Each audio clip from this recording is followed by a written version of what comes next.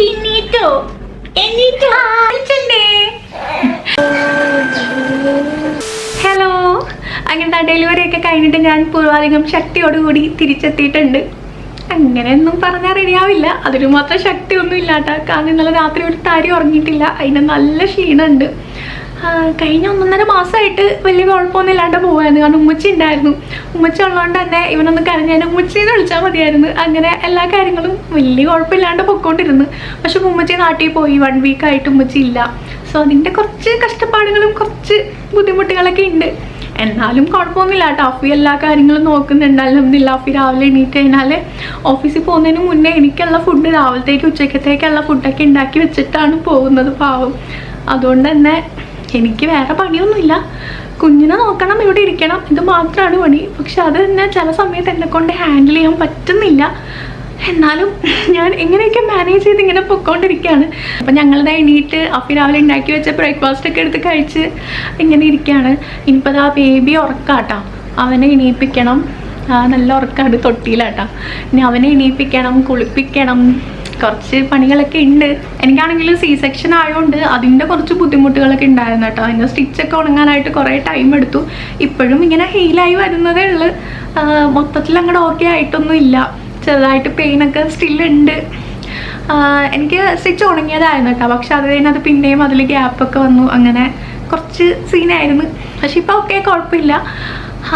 അതുകൊണ്ട് തന്നെ കുഞ്ഞിനെ ഒരുപാട് നേരം ഇങ്ങനെ എടുത്താൽ തന്നെയാണെങ്കിലും എനിക്കിങ്ങനെ വയറൊക്കെ വേദന എടുക്കണ പോലെ തോന്നും. സ്റ്റിച്ചിൻ്റെ അവിടെയൊക്കെ ഒരു വലിച്ചിലൊക്കെ പോലെ ഫീൽ ചെയ്യുന്നുണ്ട് കേട്ടോ.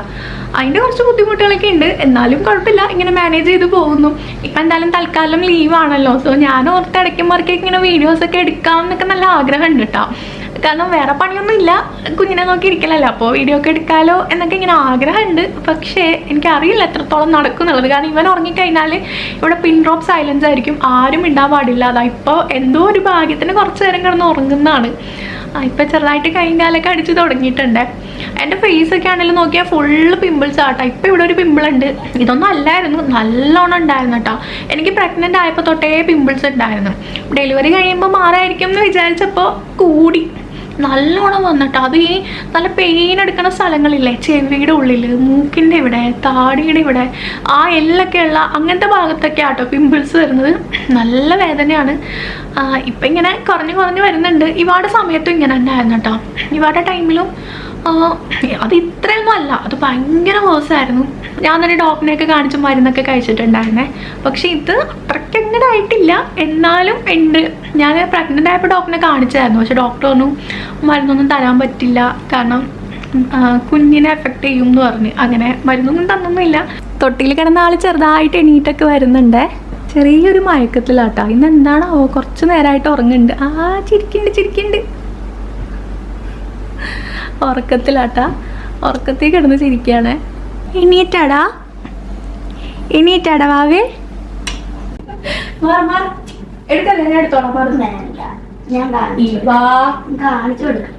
ഇങ്ങനെതാ ബേബി എണീറ്റ് വന്നിട്ടുണ്ട്. ഇവാനെ കൊണ്ടുള്ള പാടാട്ടോ. ഇവാണെങ്കിൽ കണ്ണ് തെറ്റിക്കഴിഞ്ഞാലേ പോയിട്ട് ഇവനെ എടുക്കും. എണീറ്റോ മുടി പിടിച്ചു. പുതിയൊരാളും കൂടെ വന്നിട്ടുണ്ട് കേട്ടോ നമ്മുടെ ഫാമിലിയിലേക്ക്. ചക്കരെ ഇനി ഇവനെ കുളിപ്പിക്കണം കേട്ടോ. അതാണ് അടുത്ത ടാസ്ക്. ആക്ച്വലി എനിക്ക് കുളിപ്പിക്കാനായിട്ട് തീരെ വശമില്ല. ഉമ്മച്ചാണെങ്കിൽ ഇങ്ങനെ കയ്യില് തൂക്കി പിടിച്ചിട്ട് കുളിപ്പിക്കാറുണ്ട്.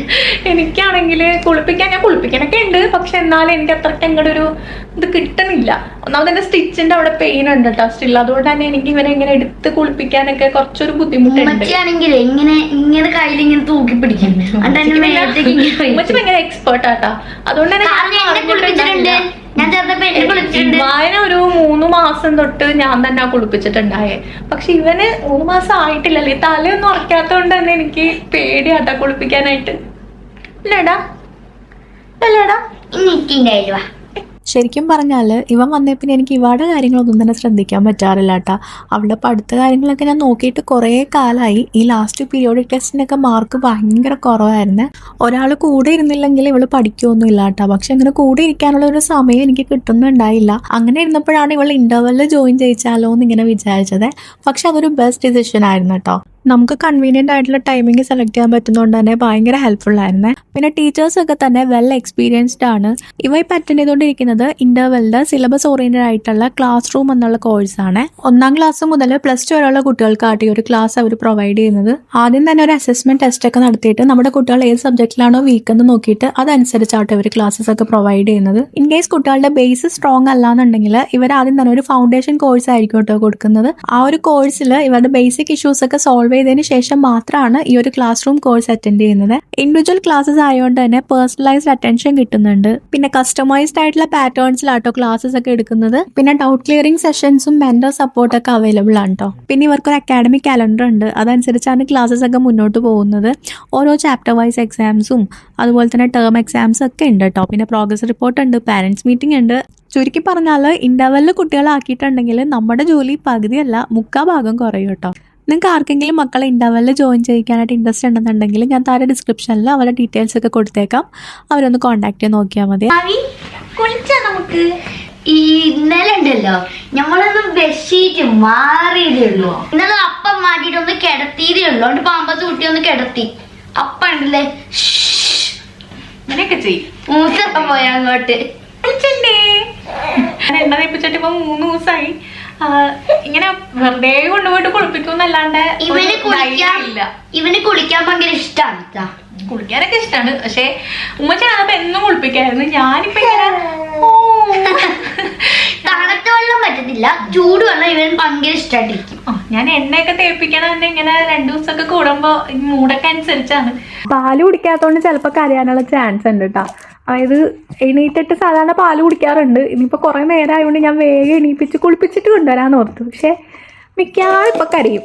ഉമ്മച്ചി പോയി കഴിഞ്ഞിട്ട് ആദ്യത്തെ കുറച്ച് ദിവസമൊന്നും ഞാനിവനെ കുളിപ്പിച്ചിട്ട് തന്നെ ഇല്ലാട്ടാ. ഞാൻ വെറുതെ വെള്ളമൊക്കെ വെച്ച് തുടച്ചൊക്കെ ഇരിക്കായിരുന്നേ. പക്ഷെ പിന്നെ എനിക്ക് തന്നെ തോന്നി ഇങ്ങനെ അങ്ങോട്ട് മുന്നോട്ട് പോകാൻ പറ്റില്ലല്ലോ. പ്രത്യേകിച്ച് നമ്മളിവിടെ ഇങ്ങനെ ഒറ്റയ്ക്കൊക്കെ നിൽക്കുന്ന സമയത്ത് നമ്മൾ തന്നെ എന്തായാലും എല്ലാം ചെയ്തേ പറ്റുള്ളൂ. പിന്നെ ഒരു ധൈര്യമൊക്കെ സംഭരിച്ച് അങ്ങോട്ട് കുളിപ്പിച്ചേട്ടാ. മെയിനായിട്ട് ഈ തല കുളിപ്പിക്കലാണ് എനിക്ക് ഏറ്റവും പേടി. ഇനി ചെവിയിൽ വെള്ളം കയറുമോ, മൂക്കിൽ വെള്ളം കയറുമോ, വായിൽ വെള്ളം കയറുമോ എല്ലാം നോക്കണ്ടേ. ആ ഒരു കാര്യം മാത്രം കുറച്ച് ബുദ്ധിമുട്ടുള്ളൂ. പക്ഷെ ഇപ്പം കുഴപ്പമില്ല കേട്ടോ. എങ്ങനെയൊക്കെയോ ഒക്കെ ഒന്ന് അഡ്ജസ്റ്റ് ചെയ്ത് കുളിപ്പിച്ചൊക്കെ കൊണ്ടുവരുന്നുണ്ട്. എന്റെ പൊന്നു കരയണേ, എന്റെ പൊന്നിന് പേടിച്ചു പോയാ, എന്റെ കുഞ്ഞ് പേടിച്ചു പോയാ. ഓ ഓ ഓ ഓ ഓ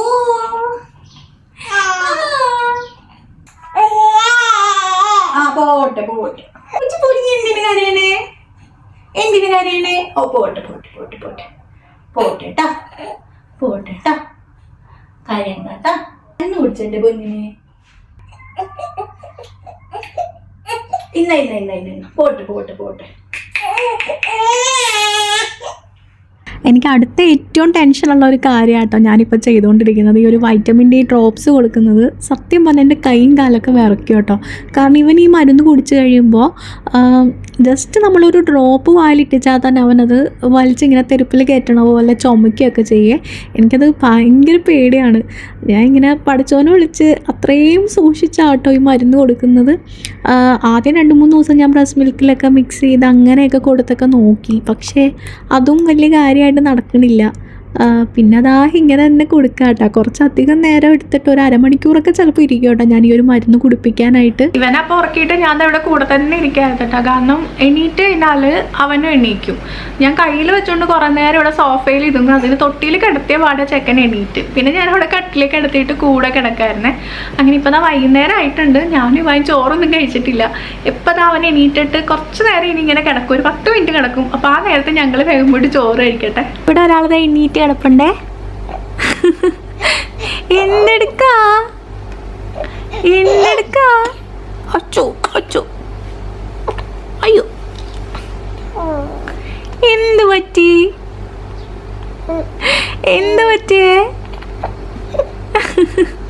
ആരെങ്കിലും ഇങ്ങനെ അടുത്ത് വേണം കേട്ടോ.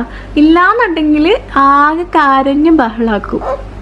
ചില ദിവസങ്ങളിൽ ഞാനിവിടെ പെട്ടുപോകട്ടെ. അതായത് ഇവ രാവിലെ സ്കൂളിൽ പോവും, അഫി ഓഫീസിൽ പോയി കഴിഞ്ഞാൽ ഞാൻ ഇവനും മാത്രമായിരിക്കും. അഫിയുടെ ഫുഡൊക്കെ ഉണ്ടാക്കി വെച്ചിട്ടുണ്ടാവും, ചോറൊക്കെ എടുത്തൊന്ന് കഴിച്ചാൽ മാത്രം മതിയേ. പക്ഷെ എന്നാൽ പോലും എനിക്ക് ചോറ് കഴിക്കാൻ പറ്റില്ല.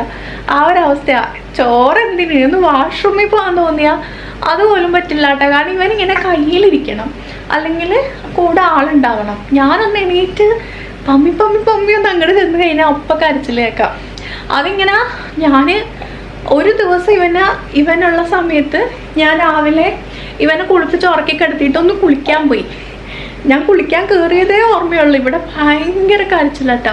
ഞാൻ ഓടി വന്ന് നോക്കിയപ്പോൾ ഇങ്ങനെ ശ്വാസമൊക്കെ പിടിച്ചിട്ട് അങ്ങനെ നിന്നുകൊണ്ട് കരയാണ്. അതിൽ പിന്നെ എനിക്ക് പേടിയാണ്. ഞാൻ പിന്നെ എവിടെയും പോകില്ല, ഇങ്ങനെ ഇരിക്കും. കുളിയിൽ തന്നെയൊക്കെ ഇപ്പം അഫി വന്നിട്ട് വൈകുന്നേരമാണേ. ഇവൻ അതുപോലെ ഉണ്ടല്ലോ, ഞാൻ ഇവനിങ്ങനെ എടുത്ത് കഴിഞ്ഞാൽ ഇവന്റെ വിചാരം തുടങ്ങി അയ്യോ കരയണ്ട പോട്ടെ അച്ചോ. ഇവന്റെ വിചാരേ ഞാൻ പാല് കൊടുക്കാനാണെന്നാണേ. വേറെ ആരെടുത്താലും അഫി എടുത്താലും ഇവ എടുത്താലും കുഴപ്പമില്ല, അവളുടെ കയ്യിൽ ഇരുന്നോളും. പക്ഷെ എൻ്റെ കയ്യിൽ ഇങ്ങനെ ഇരിക്കൂല, കണ്ടോ? എൻ്റെ കയ്യിൽ ഇരുന്ന് കഴിഞ്ഞാൽ അപ്പം അവനിങ്ങനെ തപ്പാൻ തുടങ്ങും. പാല് കുടിക്കാനുള്ള അതിന് വേണ്ടി മാത്രമാട്ടോ എൻ്റെ കയ്യിലോട്ട് വരുന്നത്. മിക്ക ദിവസങ്ങളിലും വൈകുന്നേരം ഒരു 6:45 7 മണി ഈ ഒരു ടൈമൊക്കെ ആകുമ്പോൾ ഞാൻ ചിലപ്പോൾ ഇവനെ കൊണ്ട് ഇങ്ങനെ പുറത്തിറങ്ങാറുണ്ട് കേട്ടോ. കാരണം ആ ഒരു നേരത്ത് മാത്രമേ നമുക്ക് പുറത്തിറങ്ങാൻ പറ്റുള്ളൂ. അപ്പോൾ അതിൽ ഫുള്ള് നല്ല വെയിലാണ്. എന്നാലും ഈ ഒരു ടൈമിലാണെങ്കിൽ തന്നെ ചൂടുണ്ടാവും. ഒരു 7:15 വരെയൊക്കെ ലൈറ്റ് ഉണ്ടാവുമല്ലോ. അപ്പോൾ അതുകൊണ്ട് കുറച്ച് നേരം ഇങ്ങനെ ഇവനെ കൊണ്ടൊന്നും മുറ്റത്തൊക്കെ ഇറക്കും.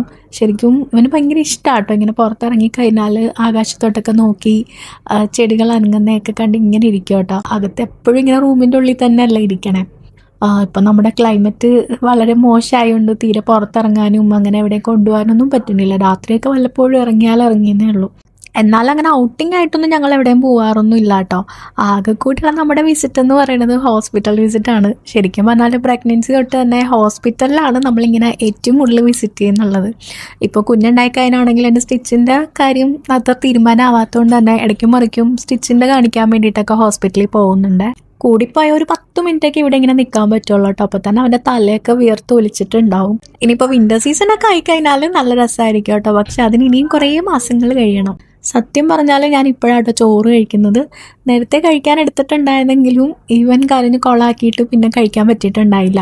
ഇപ്പോൾ ടൈം ഒരു 7:30 ഒക്കെ ആയിട്ടുണ്ട് കേട്ടോ. മിക്ക ദിവസവും ഇതൊക്കെ തന്നെയാണ് അവസ്ഥ. ചിലപ്പോൾ കുറച്ചുകൂടി മുന്നേ ഒരു 5 മണി 6 മണിക്കൊക്കെ കഴിക്കാൻ പറ്റാറുണ്ട്.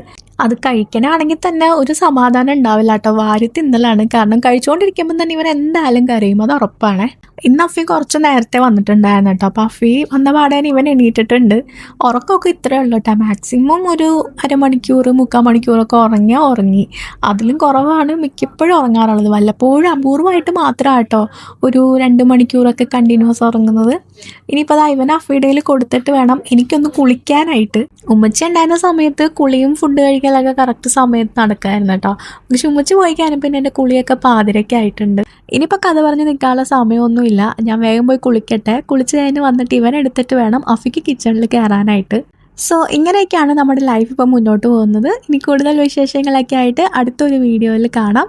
Till then take care, by.